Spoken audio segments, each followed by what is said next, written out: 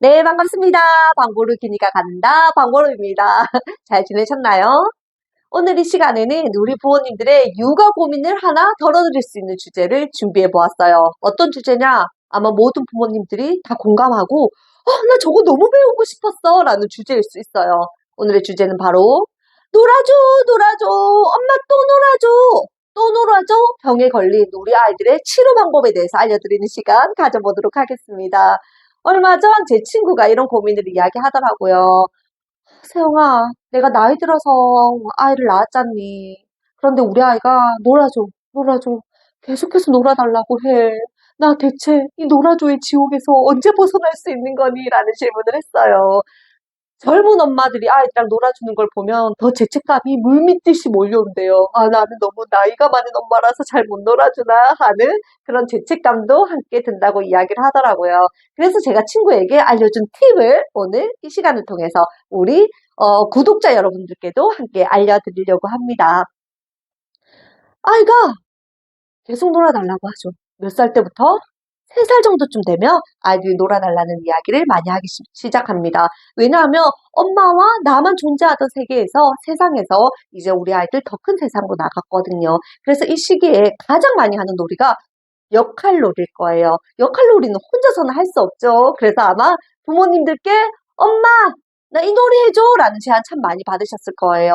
여자 딸을 키우는 어머님들은 우리 딸이 만들어주는 커피 다들 100잔 정도씩은 다들 드셔보셨을 거예요. 우리 아들의 이야기를 들려드리자면 저희 아들은 소방차에 정말 완전 일명 꽂혔다고 하죠. 소방차를 너무 좋아했어요. 그래서 우리 집에는 이만한 크기의 정말 큰 소방차부터 시작해서 정말 손가락 길이만한 작은 소방차까지 한 20대에 넘는 소방차들이 즐비해 있었던 게 기억이 납니다. 소방차는 무슨 역할을 해야 돼요? 불을 꺼야 되죠. 그런데 제가 또 전직 유치원교사 아니겠습니까? 아이랑 놀아줄 때는 또 제대로 놀아줍니다. 그래서 우리 아이가 소방차를 뽀로로 친구들 태워서 출동을 할 때 제가 가습기에 전원 버튼을 눌러주었어요. 그럼 어떻게 될까요? 가습기에서 수증기가 마구마구 나오겠죠. 그 수증기를 향해서 우리 아들이 호수를 들고 이렇게 불을 끄는 역할놀이를 하는 거예요. 그러면 제가 어느 순간 와, 소방관님 드디어 불이 꺼졌어요 하면서 전원 버튼을 눌러주는 거예요. 어땠을 것 같나요? 우리 아들 너무 재밌어 했겠죠. 그런데 너무 재밌어 했다는 게 오산이었습니다. 너무 재밌어 한 결과 우리 아들은 이 놀이를 또 하고 또 하고 또 하고 또 하는 거예요. 하루 동안 하는 게 아니고요.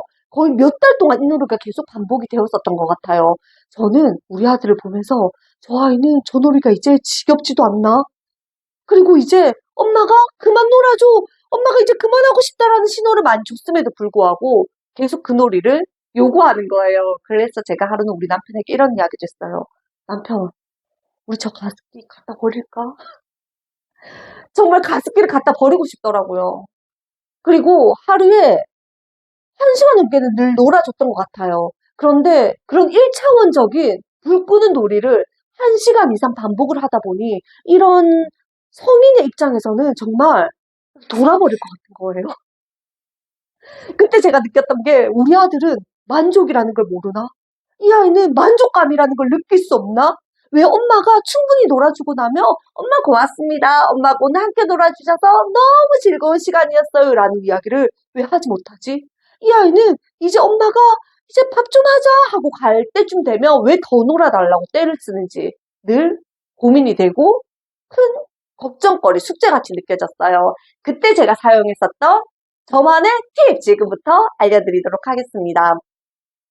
아이가 4살이 되었을 때 이제 말귀를 꽤나 알아듣는 시기죠. 그때 이런 제안을 했어요. 지안아, 엄마는 지안이와 놀아주는 시간이 너무너무 재밌어. 그런데 엄마도 해야 되는 일들이 너무 많아. 그때 전 또 일도 하는 엄마였잖아요. 그래서 일을 마치고 돌아오면 아이와 놀아주는 시간도 중요하지만 제가 해내야 하는 우리 가정 내에서의 역할들도 존재하고 있었습니다. 근데 너무 많은 시간 아이와의 놀이에 투자를 하다 보니 저의 잠자는 시간은 줄어들 수밖에 없었고 그러다 보니 삶의 질이 조금 떨어지는 걸 느낄 수 있었어요. 엄마의 기분이 떨어지면 어떻게 되나요? 아이를 대하는 육아의 질도 떨어질 수밖에 없습니다. 그래서 이건 아이를 위한 게 아니다. 그리고 더더군다나 성인인 나도, 엄마인 나도, 엄마이기 이전에 여자인 나도 좀 살아야 되겠다는 생각이 드는 거예요. 그래서 아이에게 이렇게 말했어요. 지안아, 이제 엄마랑 같이 매일 놀 수 있는 시간을 우리 30분으로 함께 정해보는 거야. 그런데 왜 하필 30분이었을까요?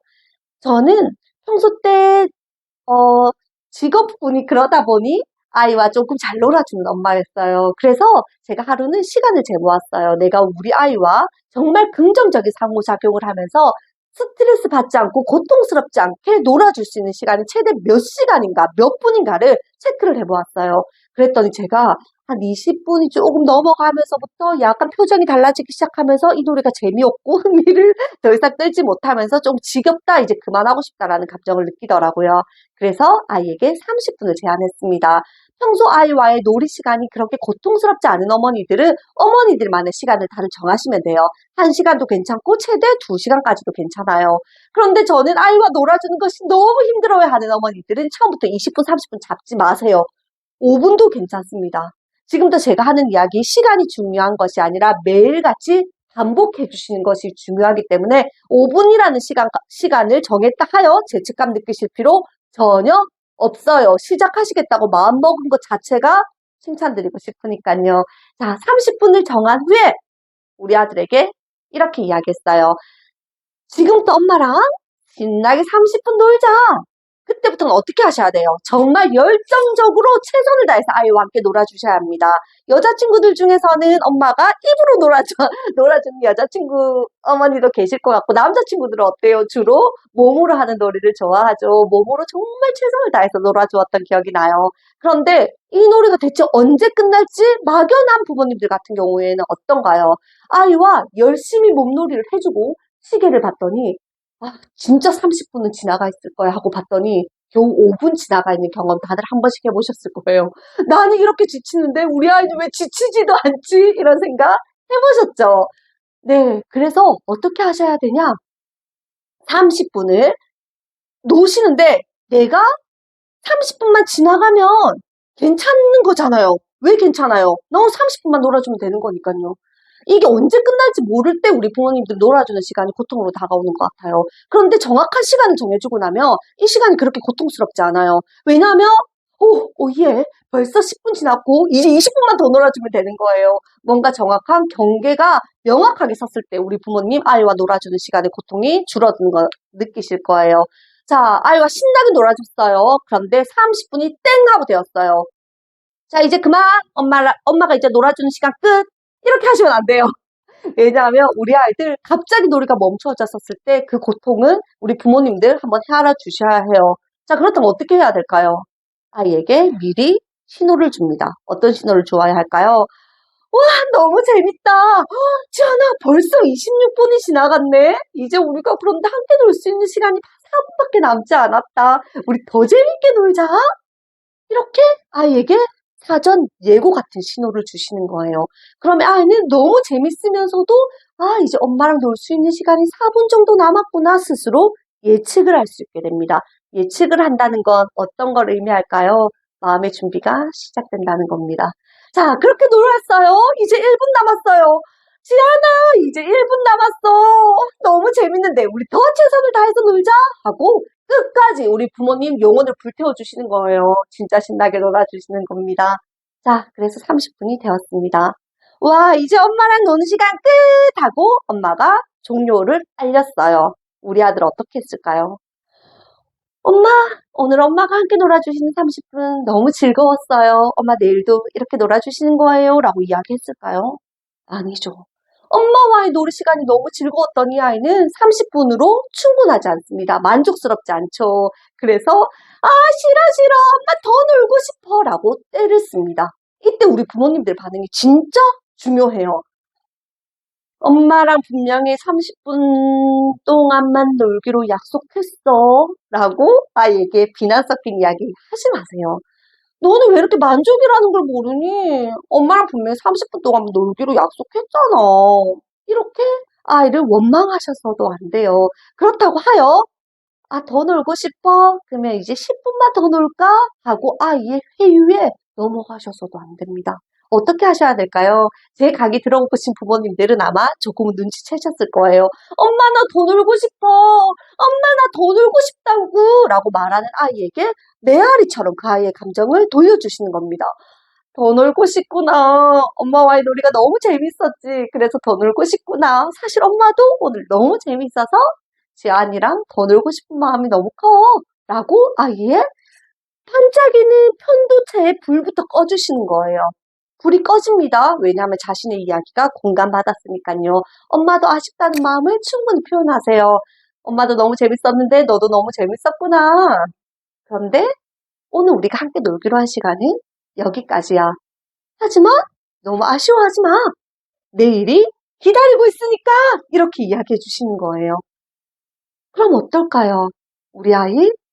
어, 그 전에 사실 엄마와의 관계 형성이 잘 되어서 엄마의 지도로 가는 기꺼이 들어오는 아이들은 엄마의 지침을 따릅니다. 너무 아쉽지만 내일을 기다린다는 거예요. 하지만 엄마와 그런 관계가 하루아침에 회복이 되는 건 아니니까요. 계속 떼를 쓰는 아이 있을 거예요. 하지만 부모님 여기서 정말 중요한 거 우리 하루 이틀 놀아주실 거 아니에요. 제가 말씀드렸어요. 3살 때부터 시작된 놀이 7살 학년기 들어가기 전까지 우리 4년을 더 해내야 되는 거예요. 그러려면 지치지 않아야 합니다. 한 번에 무조건 만족시켜 주려고 하시면 안 돼요. 오늘은 여기서 멈추셔야 합니다. 엄마의 결단력과 용기가 필요한 때입니다. 아무리 울어도 감정은 읽어주시되 아이의 때에 넘어가시면 안 돼요.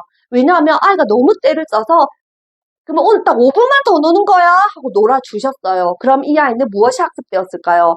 아, 우리 엄마는 뗐으면 5분 더 놀아줘. 그럼 그 다음날 어떻게 할까요? 그 아이는 엄마의 놀이의 종료 신호에도 반응하지 않아요. 왜냐하면 뗐으면 우리 엄마가 더 놀아주니까요. 절대로 우리 아이의 아무리 귀여운 표정을 짓고 아무리 울고 더 놀아주고 싶은 마음이 드셔도 정해진 시간에서 멈추셔야 합니다. 이것이 아이를 사랑하지 않아서가 아니에요, 부모님. 오히려 우리 아이들은 이런 행동을 통해서 통제력을 배워나가는 거예요. 세상은 내 마음대로 되지 않아요. 사실 내 마음대로 되면 얼마나 좋아요. 하지만 그렇지 않잖아요. 결국에는 자아 존중감이라는 건 자기 자신의 감정을, 자기 자신의 행동을 스스로 통제할 수 있을 때 자아 존중감은 높아집니다. 우리 아이들 통제하는 능력, 스스로 멈출 수 있는 능력을 키워주시는 시간이에요. 그리고 그 다음날이 되었을 때 어떻게 하셔야 될까요? 또다시 오늘 엄마랑 30분 놀 시간이다 하고 최선을 다해서 놀아주시는 거예요. 자, 어제 그런 일이 있었으니까 오늘 기꺼이 엄마의 지도로 안에 들어와서 오늘도 잘 놀아주셔서 감사합니다 하고 인사할까요? 아니에요. 한 이틀째까지는 조금 아쉬워합니다.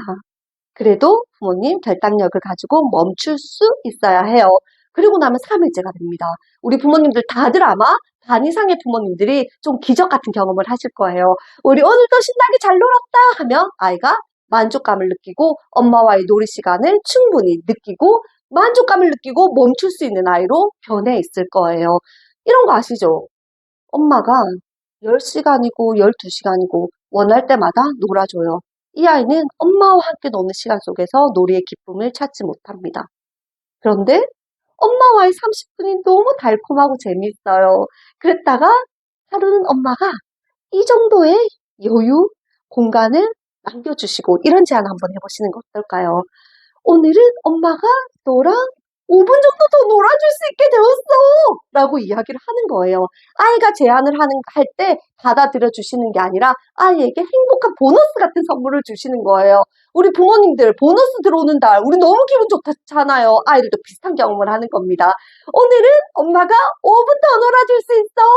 그 순간 아이는 30분에서 5분이 더 늘어나는 그 순간 감사함을 배웁니다. 기쁨을 배웁니다. 내가 얻게 되는 것에 대한 만족감을 배워나가게 된다는 거예요. 자, 오늘 저와 함께 알아본 팁, 우리 간단하게 정리해볼까요? 아이와 함께 노래할 수 있는 시간을 정한다. 그런데 그 시간은 엄마가 함께 우리 아이와 놀아주었을 때 고통스럽지 않은 시간을 스스로 알아보고 그 시간으로 정한다. 그리고 아이와 함께 매일 하루도 빠지지 않고 그 시간만큼 놀아주시는 겁니다. 그리고 아이가 더 놀자고 떼를 써도 우리 부모님 단호하게 거절하실 수 있어야 하고요. 그 거절할 때는 긍정적인 언어로 거절하셔야 된다는 것도 꼭 기억하세요.